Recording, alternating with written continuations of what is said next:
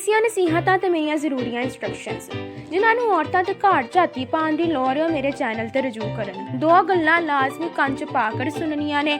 ਪਹਿਲੀ advice, cotton ਬਡ ਤੋਂ ਕੰਨ ਸਾਫ਼ ਕਰ ਲਵੋ, ਇਸ ਵਾਸਤੇ ਕਿ ਮੈਂ ਆਪਣੀ ਕਹਾਣੀ 'ਚ ਕੋਈ ਕੋਲੇ ਪਸੰਦ ਨਹੀਂ ਕਰਦੀ। ਸੁਣੋ ਕੁਛ ਹੋਰ ਤੇ ਦੱਸੋ ਇਸ ਤੋਂ ਵੀ ਹੋਰ। ਔਰ ਦੂਸਰੀ ਗੁਜ਼ਾਰਿਸ਼, ਟਿਸ਼ੂ ਦਾ ਡੱਬਾ ਵੀ ਕੋਲ ਰੱਖ ਲੈਣਾ। ਇਹ ਮੇਰੇ ਵਾਸਤੇ ਡੁੱਬ ਜਾਣ ਦਾ ਮਕਾਮ ਕਿ ਮੇਰੀ ਕਹਾਣੀ ਤੇ ਅਥਰੂ ਤੇ ਤੁਹਾਡੀਆਂ ਨਲੀਆਂ ਡਿੱਗਣ ਤੇ ਖੁਸ਼ੀ ਦੇ ਵਿੱਚ ਲਾਲੀਆਂ ਦੀ ਫੋਮ 'ਚ ਹਾਸੇ ਡਿੱਗਣ। ਇਹ ਗੱਲ ਵੀ ਕੰਨ ਖੋਲ ਕਰ ਸੁਣ ਲਓ। ਜਿਸ ਤਰ੍ਹਾਂ ਖੀਰ ਵਿੱਚੋਂ ਵਿੱਚ ਖਾਣ ਦਾ ਕੋਈ ਮਜ਼ਾ ਨਹੀਂ ਆਉਂਦਾ, ਉਸੇ ਤਰ੍ਹਾਂ ਠੂੰਗੇ ਮਾਰ ਕੇ ਕਹਾਣੀ ਸੁਣਨ ਦਾ ਵੀ ਕੋਈ ਮਜ਼ਾ ਨਹੀਂ ਆਉਂਦਾ। ਸੁਰ ਸਵਾਦ ਨਹੀਂ, ਲੰਬੇ ਹੱਥ ਕਰਕੇ ਲਾਲ ਬਟਨ ਨੂੰ ਦਬਾ ਦੇਣਾ ਤਾਂ ਮਜ਼ੀਦ ਸੂ ਤੁਹਾਡੇ ਕੋਲ ਆ ਸਕੇ। ਲੋਕਾਂ ਨੂੰ ਪਤਾ ਨਹੀਂ ਕੀ ਮਸਲਾ ਹੈ, ਘੰਟੀ ਇਸ ਤਰ੍ਹਾਂ ਛੱਡ ਦੇਣਾ ਨੇ ਕਿਵੇਂ ਉਹ ਝੂਠ ਹੈ। ਹੌਸਲਾ ਰੱਖੋ। ਤੁਹਾਨੂੰ ਮੰਦਰ ਦੀ ਘੰਟੀ ਵਜਾਉਣ ਵਾਸਤੇ ਨਹੀਂ ਕਿਹਾ, ਬਸ ਇਨਸਾਨੀਅਤ ਦੀ ਸੂ ਵਾਸਤੇ ਥੋੜੀ ਜਿਹੀ ਮਦਦ ਮੰਗੀ ਹੈ। ਅਤੇ ਪਹਿਲੇ ਕਿਹਾ कि हास्य पाने वाली कौम। अब भी वो दिन याद आता है तो जी काम जाता है। इन दिनों मेरे बेटे सुमैर की उम्र 11 बरस थी और वह छठी का तालिब इल्म था। मेरा बेटा क्लास में होशियार और लाइक था। एक रोज़ हमारे घर में मेहमान आए और रात तक रहे। उनके साथ बच्चे भी थे। सुमैर स्कूल का काम न कर सका क्योंकि मैंने उसको सौदा सलफ लाने के लिए बार बार घर से बाहर भेजा था। इस तरह उसका वक्त ज़ाया हुआ। रात को थक कर जल्दी सो गया कि उसको जल्द सो जाने की आदत थी। अगले रोज़ उसने कहा कि वो स्कूल नहीं जाना चाहता क्योंकि होमवर्क नहीं किया है, टीचर से डांट पड़ेगी। तभी मैंने कहा कोई बात नहीं, डांट खा लेना मगर स्कूल ज़रूर जाओ, नागा मत करो। वो ख़ुद भी नागा ना करता था। उस दिन उसे न जाने क्या हुआ कि उसका दिल बिल्कुल भी आमादा ना हो रहा था। बहरहाल मैंने मजबूर किया कि वो ज़रूर जाए। तभी बादल नख्वास्ता तैयार हो गया और चला गया, लेकिन काफ़ी लेट पहुंचा था। उस वक्त दुआ हो चुकी थी और बच्चे क्लासों में भी जा चुके थे। बस्ता गले में डाले भागे भागे स्कूल पहुंचा तो उसने चपरासी ने स्कूल में दाखिल होने से रोक दिया, क्योंकि हेड मिनिस्टर की हिदायत थी कि लेट आने वाले बच्चों को अंदर ना आने दिया जाए बल्कि गेट से ही वापस कर दिया जाए ताकि डिसिप्लिन ख़राब ना हो। मेरे बेटे ने काफ़ी मिन्नत की मगर चपरासी ने एक ना सुनी और स्कूल गेट बंद कर दिया, ये कहकर के मैडम का हुक्म है, अब तुम इतनी देर से क्लास में जाओगे तो मैडम मुझ पर नाराज़ होगी। सुमैर वापस पलटने पर मजबूर हो गया। जब वो सड़क पर आया सोचने लगा वापस कैसे जाऊँ, माँ तो खफा होगी। असल बात ये थी जब मैंने उसको हर हाल में स्कूल जाने का कहा तो बस्ता खोल कर स्कूल का काम करने बैठ गया था।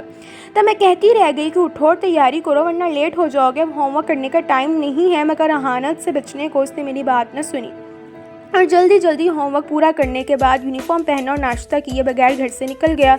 जो बस उसके स्कूल जाती थी वो हमारे घर के पास से मिल जाती थी। खुशकिस्मती से वही मखसूस नंबर की बस स्टॉप पर खड़ी थी। वो दौड़ कर उसमें चढ़ गया। उसको उम्मीद थी जब स्कूल पहुंचेगा तो असेंबली हो रही होगी, मगर बस भी रास्ते में 2-4 मुसाफिर उठाने को ब्रेक लगाती चली गई हूँ और देर हो गई। चपरासी तो गेट लॉक कर गया, मगर कुछ देर स्कूल से बाहर खड़ा यही सोचता रहा कि अब क्या करे। घर जाने का मतलब था कि माँ की खश्मगी निगाहों का सामना करना।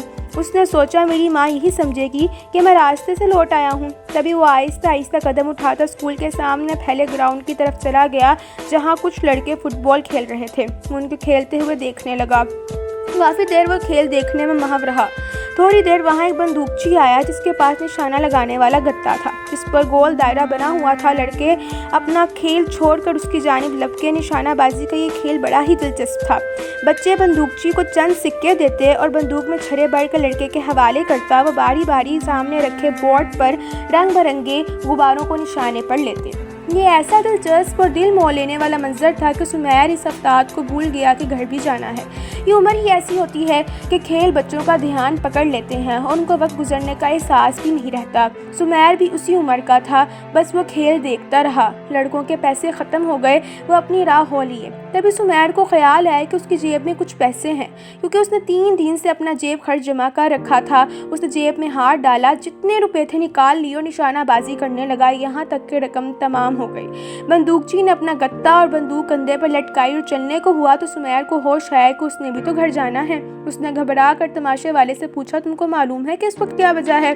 कलाई पर बंधी घड़ी पर नजर डाली और बंदूकची बोला ओहो तो बंद हो गई है, मैं आज इसको चाबी देना भूल गया था। इन दिनों घड़ियों में सेल नहीं डलते थे बल्कि उनमें चाबी भरी जाती थी।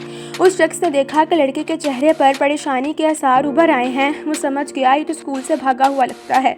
उसने घर जाने से कबल टाइम पूछा है। वो बोला, ऐसा करो कि तुम यहाँ खड़े होकर निशाना लगाओ, मैं तुमसे पैसे ना लूँगा। मैं सामने उस कुटिया तक जाता हूँ, वहाँ मेरा भाई रहता है। मुझे प्यास लगी है, पानी की बोतल लाता हूँ और टाइम भी पूछ लूँगा। घबराना नहीं, बस मेरे सामान का ध्यान रखना। मैं अभी गया और अभी आया। ये कहकर उसने छड़े वाली बंदूक मेरे लखते जिगर को थमा दी और खुद कुटिया के जानिब दौड़ लगा दी जो सामने नजर आ रही थी।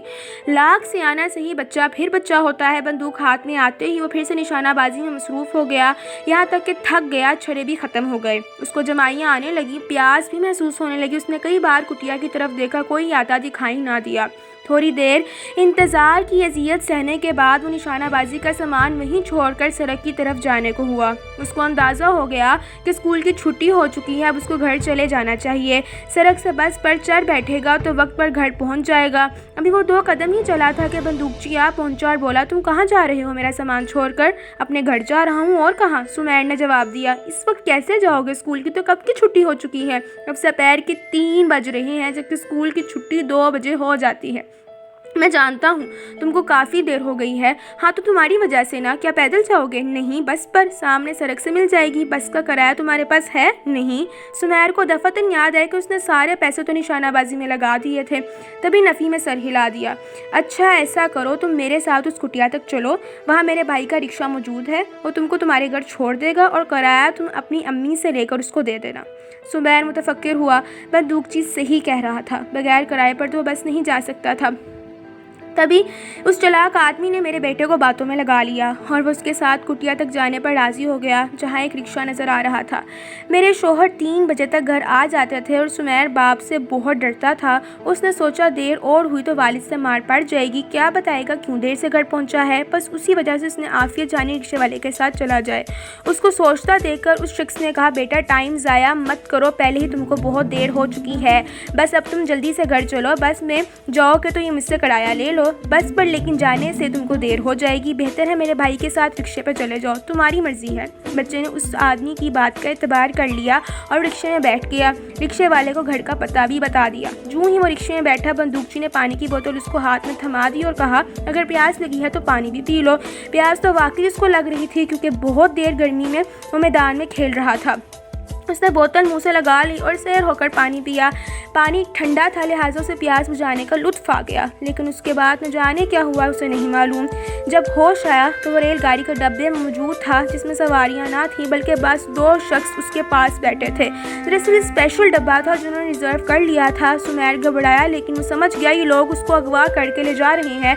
उसने कबल ही ऐसे वाक़यात और बातें सुन रखी थी। वो एक ज़हीन लड़का था, सोचने लगा शोर मचाया तो ये लोग उसको खामोश करने का इंतज़ाम भी जानते होंगे। ये सारा काम सोच समझ कर हुआ है तो उसको भी सोच समझ कर रहना चाहिए। जब गाड़ी की रफ्तार धीमी हुई तो वो जान गया स्टेशन आ गया है। तभी उसने टॉयलेट जाने का इशारा किया। उनमें से इसको टॉयलेट ले गया और खुद बाहर खड़ा हो गया। टॉयलेट दरवाजे के करीब था।